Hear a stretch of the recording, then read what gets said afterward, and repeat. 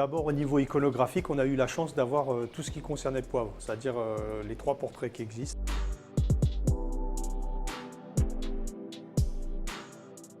À partir de là, on a fait tourner l'exposition autour de ce qui est le plus connu chez Pierre Poivre, c'est-à-dire les épices, mais aussi toute sa vie, c'est-à-dire que c'est un très grand voyageur, c'est aussi presque un ethnologue à sa façon, à son époque.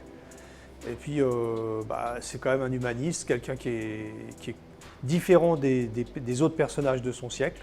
C'est vraiment quelqu'un d'assez original. Et voilà, c'est autour de ces notions-là qu'on a articulé l'exposition.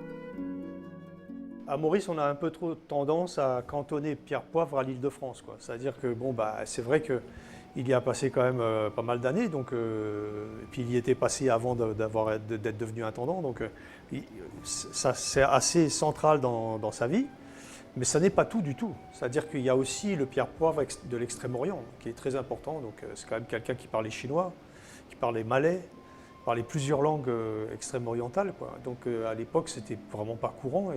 Et aussi, c'est très important parce qu'on ne comprend pas ce qu'il a fait à Maurice, enfin l'Île-de-France, si on ne voit pas ce qu'il a fait quand il était jeune en Extrême-Orient. Parce qu'il y a énormément de toutes ces conceptions, aussi bien philosophiques qu'agricoles, économiques, etc., qu'il a glanées là-bas.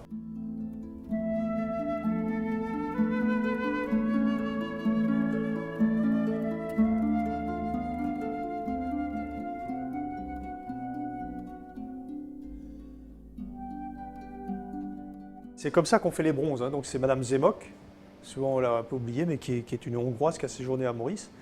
Et au début des années, fin des années 90, début 2000, donc elle a eu cette commande d'un buste de Pierre Poivre pour le jardin des Pamplemousses. Donc au départ, quand on commence à faire un buste, on doit faire le buste soit en terre cuite, soit en plâtre.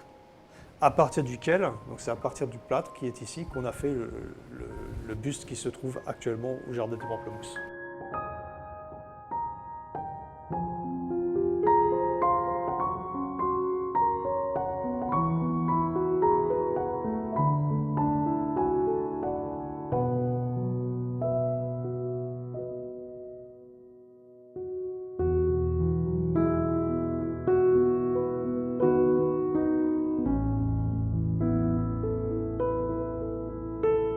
Lorsque Poivre arrive à Maurice, c'est un pays où il y a beaucoup de choses à faire au niveau de la gestion des ressources naturelles. Et ces décisions vont influencer jusqu'à maintenant la vie de la population, de l'agriculture à l'alimentation, etc. Quelques exemples de ce que vous avez exposé qui montrent un peu l'impact de ces décisions. On imagine mal, mais il a pris des décisions quand même à l'époque, et c'est illustré là, qui ont une incidence incroyable de nos jours à Maurice. Oui, il y a beaucoup de choses qu'on mange tous les jours. Je veux dire des litchis en été, ou je sais pas moi, beaucoup d'arbres fruitiers. Il a fait venir beaucoup d'arbres fruitiers. Et puis, comme l'avait fait en fait Maïd la Bourdonnais avant lui avec le manioc, hein, donc lui il a fait venir beaucoup d'autres. Ce ne sont pas des féculents, hein, mais l'arbre à pain, par exemple, il a fait venir, et c'est quand même des produits extrêmement nutritifs. Donc sa préoccupation, c'est surtout l'autosuffisance alimentaire. Donc on est sur une île, donc il n'y a pas trop d'espace autre où aller pour aller chercher si on manque de quoi que ce soit. Donc sa préoccupation, c'est comment faire pour nourrir tout le monde sur l'île correctement. Et donc, du coup, il importe effectivement plein d'espèces naturelles qu'il n'y avait pas. Et puis, en même temps, il va au-delà, parce que parfois, vous aviez même des déséquilibres naturels, comme les sauterelles, par exemple, qui pullulaient à Maurice. C'était des véritables fléaux, parce qu'en l'espace de quelques jours, ils vous mangeaient toutes les récoltes. Donc, lui, il a l'idée à ce moment-là, donc avec le vicomte de Modave, qu'il envoie à l'étranger. Donc, il revient avec le martin. Et le martin, c'est un prédateur incroyable d'insectes, en fait. Et ça a suffi à réguler, c'est-à-dire c'est la première fois ils avaient réfléchi, ils se sont dit, bah, écoute, si on veut réguler les sauterelles, essayons le martin toujours, on ne sait jamais. Et ça a marché. Ça a marché, c'est-à-dire le martin, bah, il s'est adapté. Alors évidemment, il a fallu faire des lois aussi pour le protéger, cet oiseau, parce qu'il y avait des gens qui lui voulaient des misères. C'est quand même un oiseau qui est assez criard. Donc les gens l'aimaient bien, ils commençaient à l'encager volontiers, etc. Et donc ils se sont battus aussi pour qu'il reste libre, parce qu'ils ne l'ont pas fait venir pour le mettre dans des cages. Donc il avait un rôle, il a trouvé sa place. Jusqu'à aujourd'hui, on n'a pas à se plaindre. Hein. Donc, mais c'est vrai que ce qu'il faisait à l'époque, aujourd'hui, ça nous paraît osé. Donc, mais toujours est-il qu'il a quand même réussi à nourrir la population sainement. C'est un physiocrate, il ne faut pas oublier. Donc, c'est un philosophe. Donc, il a réfléchi non seulement à nourrir quantitativement, mais aussi à bien nourrir qualitativement la population et faire en sorte que les gens n'aient pas faim, quoi. Donc, on lui doit, en fait. On le lui doit.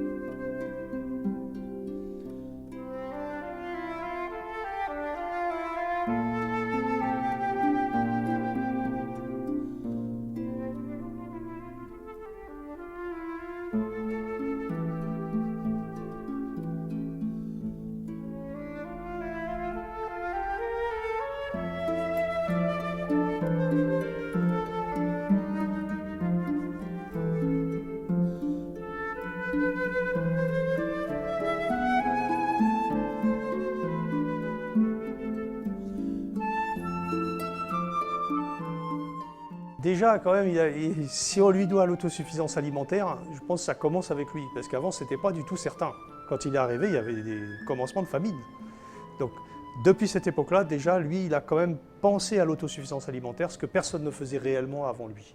C'est-à-dire, bon, la Bourdonnais avait importé le manioc, comme tu sais, et tout, mais bon, c'était timoré, c'était juste un petit truc comme ça. Et puis, mais tandis que lui, c'est systématique, quoi. Il a vraiment pensé l'autosuffisance agricole, alimentaire et tout, et voir comment les gens cultivent la terre. Il a même remis en question à un moment donné, il dit, mais il voit bien que la Compagnie des Indes a mal procédé en attribuant des terres, ils ont attribué des parcelles beaucoup trop grandes parfois à certains et à d'autres beaucoup moins, il ne comprend pas, il dit, mais comment ça se fait? Et donc il voit bien que tout ça fonctionne très mal en fait. Donc du coup, bah, il essaye de bricoler un peu avec les lois, avec les pratiques. Et il essaye aussi de sermonner les gens. En fait, quand il s'adresse à la population mauricienne à l'époque, vraiment c'est pour la sermonner, c'est pour lui dire vous êtes dans une très mauvaise passe, hein, ce que vous faites, ce que vous avez fait jusqu'à présent, vous allez droit dans le mur.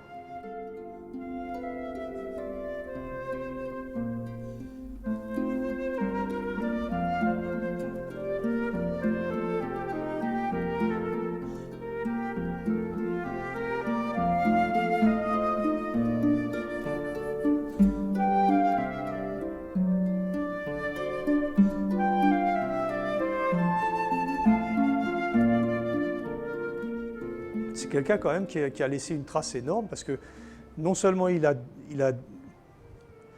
été à l'origine de l'orientation de l'île Maurice, disons, pendant à peu près une quinzaine d'années, si on calcule tout bien mis bout à bout, mais surtout après ça a quand même eu des effets durables. Alors bien sûr, après on l'a pas écouté jusqu'au bout, hein, ça c'est clair. Mais le jardin des Pamplemousses, par exemple, quand tu peux le visiter aujourd'hui, c'est pas lui qui l'a fait tel qu'il est aujourd'hui, on est bien d'accord. Mais l'idée était là. L'idée, c'est lui. Si maintenant, par exemple, aujourd'hui, on voulait vraiment réformer un peu le jardin de Pamplemousse et tout, on serait obligé de puiser dans son projet d'origine, en fait, pour s'apercevoir que lui, il voyait avant tout un jardin aussi d'acclimatation. Un jardin avec toutes sortes de plantes, toutes sortes de plantes inconnues, de rares, venant d'ailleurs. Donc c'était un peu ça son idée à l'origine.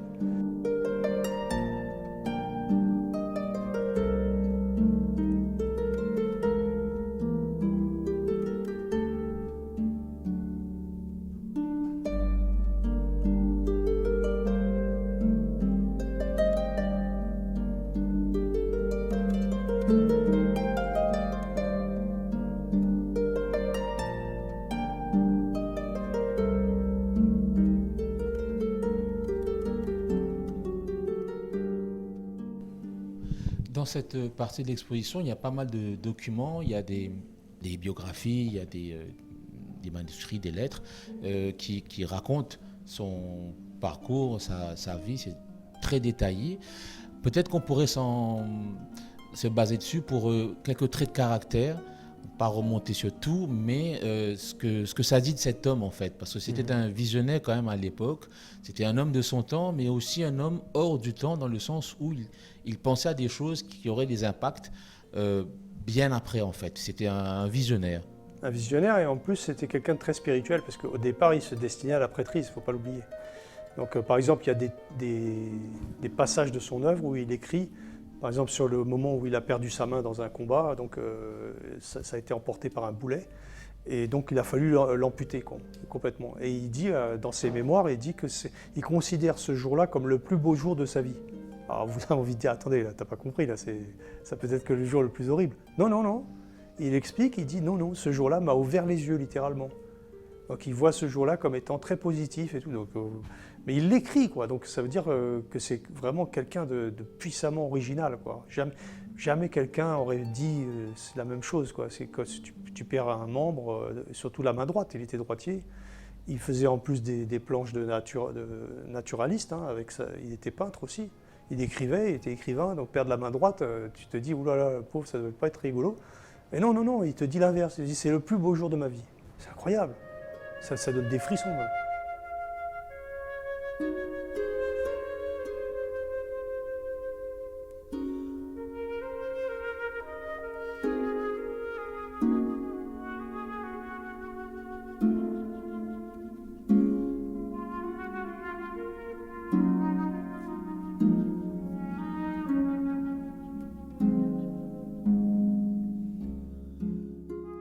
Puis bon, c'est quelqu'un qui était quand même très très ouvert d'esprit, quoi. Par exemple, ses positionnements sur l'esclavage, il dit, je pense que c'est aussi lié à ses voyages. Ça lui a ouvert les yeux, les voyages.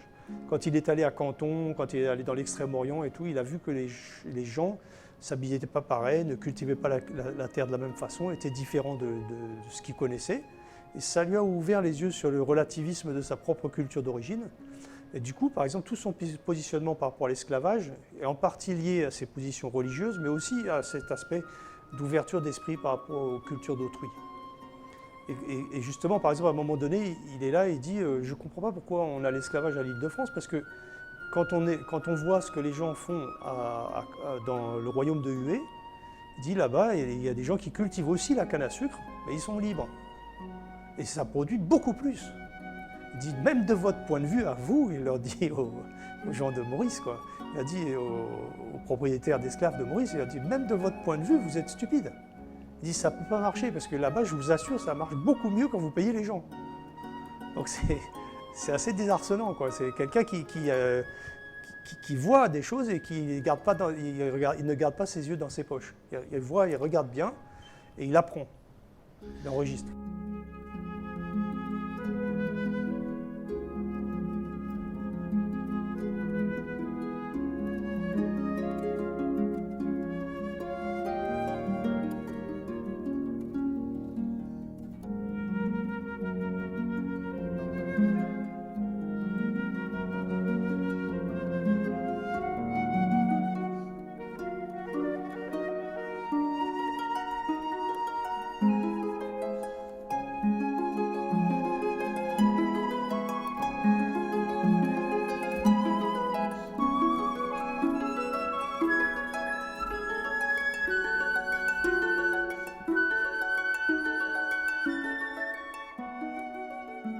C'est quelqu'un qui a quand même interdit, par exemple, de construire des maisons en bois à Port-Louis.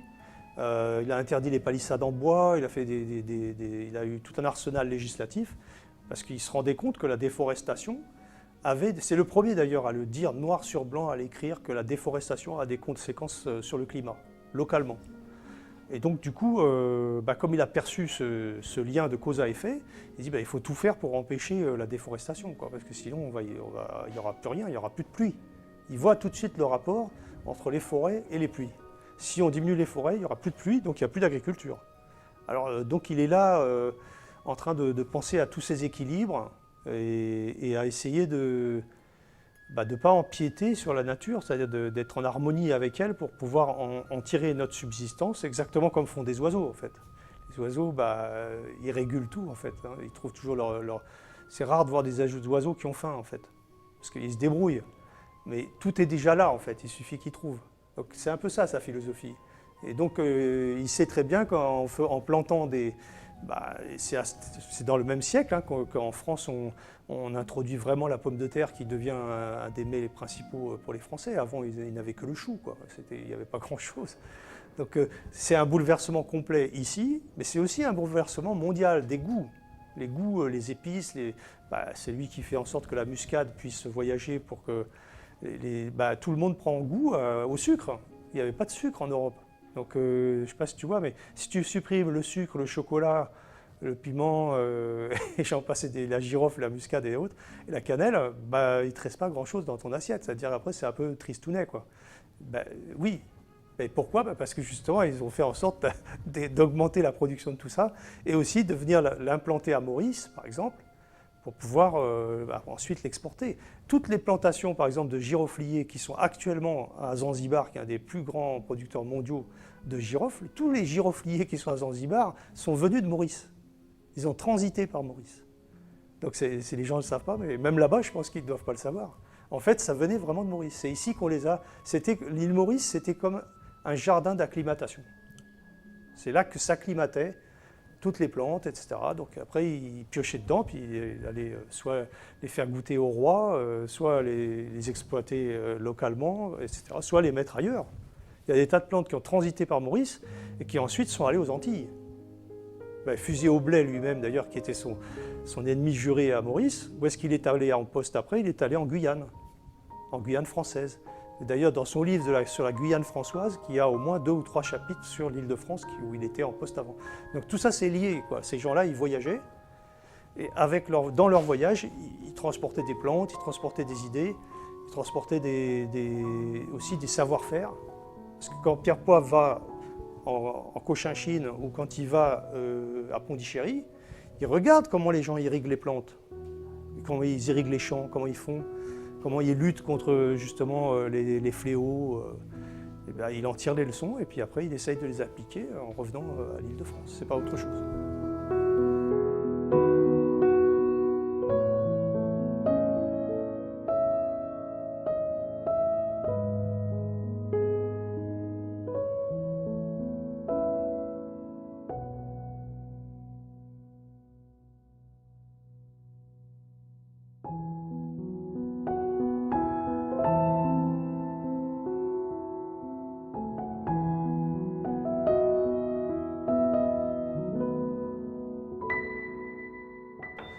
C'est quand même quelqu'un de profondément original. Moi, ce qu'on lui doit avant tout, c'est sa pensée. C'est quelqu'un d'intéressant. Ce n'est pas un type qui vient uniquement pour être gouverneur ou diriger l'île Maurice. Non, il a un projet. Il a un vrai projet et qui lui tient à cœur. Et l'île Maurice lui permet de le mettre en œuvre aussi, c'est-à-dire de faire en sorte que toute la population s'y retrouve et que les gens n'aient plus faim. Et puis que l'île Maurice même soit prospère. D'une certaine mesure, on lui doit une certaine prospérité de cette époque-là. Enfin, c'est pas qu'un bémol, hein, c'est quelque chose de très important.